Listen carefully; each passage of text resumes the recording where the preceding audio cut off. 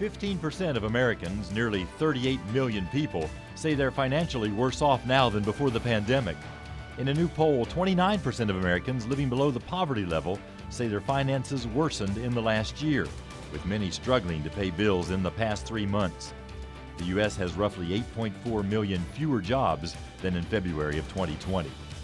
A possible pork shortage could be on the horizon. Experts predict that as restaurants reopen and people start having more social gatherings, pork products like hot dogs and bacon may be hard to come by this summer.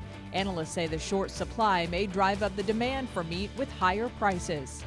And another shortage could hurt your summertime activities. Chlorine tablets, commonly used in swimming pools to keep the water clean, may get very expensive. In addition to the high demand, a looming shortage is due in part to a factory destroying a Louisiana factory which accounted for about 80% of the country's supply. Pool experts say a bucket of chlorine could cost about $200 more than it did this time last year.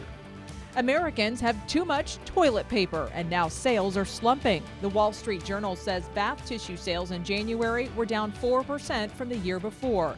The decline is a sign that last year's stockpiling is starting to have an impact on sales. Americans spent more than $11 billion on toilet paper last year, up from $9 billion in a typical year. West Virginia wants to pay for your move to the Mountain State.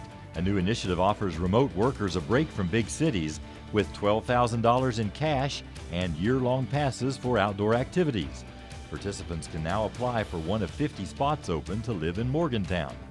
To apply, visit ascendwv.com. There you go, 5 things to know before you go to bed.